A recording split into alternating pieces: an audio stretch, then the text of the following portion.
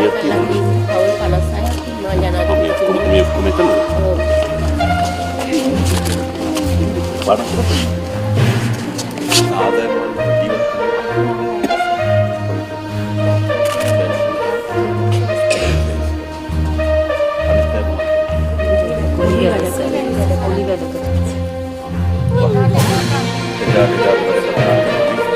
එකම සරසිව අයිතමත් ළමා සම්මේලනයේ අපෝ පරීක්ෂණය අන්නද ඇත. ඔව්. ඊට විසඳුමක් හොයාගන්න ඕනේ නේද? ආයෙත් යනවා. ආයෙත් සත්‍යාව යනවා.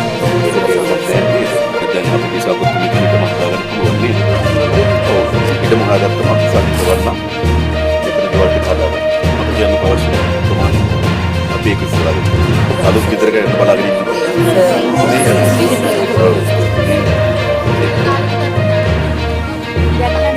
පාර තමයි අපිට වාසනාවට ලැබෙන්නේ.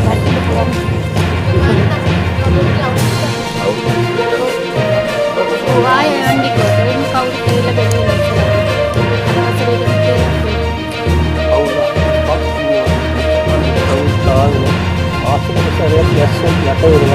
සම්පූර්ණයට වෙන ආදායම පුදුමලෝ ඒවා ඉක්මනට පුළුවන් තරම් කොයියම් දේවල් ටික හදලා දෙන්න ජනයි.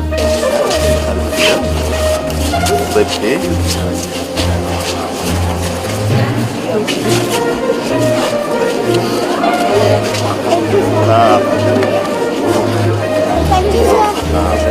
Oh, api lama ini අවශ්‍ය වෙන බහන්න පොත්පත් පිළිදී ගන්න රුපියල් 25000ක දීමනාවක් දෙන්න තීරණය කළා. ඊට පස්සේ අපි උගලන්ට ඒ ඉන්න තැනට යන්න බැරි නම් අපි මාසෙකට ගෙවල් කුලියක් ගෙවන්න. ආරක්ෂිත තැනකට යන්න බැහැ. ආපහු එතන ගිහිල්ලා බැහැ. ඒක අපි තාවකාලික දීමනාවක් දෙන්න ඊට පස්සේ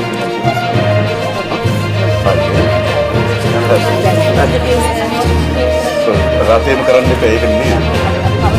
ඔව් ඔව්. සාහනයක් සැලසෙන විදිහට අපිත් ඒකට උදව් කරන්න. ඒකට ජනාධිපතිතුමාගේ වෙන සාහනයකට අපි ගොඩාක් ගරු කරනවා. ටීම් එකක් විදිහට මෙතන හැමෝම වෙනම කතා කරන්නේ. and thank you so much. ඇවිල්ලා අපිව බලලා යන එකට. ඊටමත් දුන්නා නම් ඒක දෙයක්.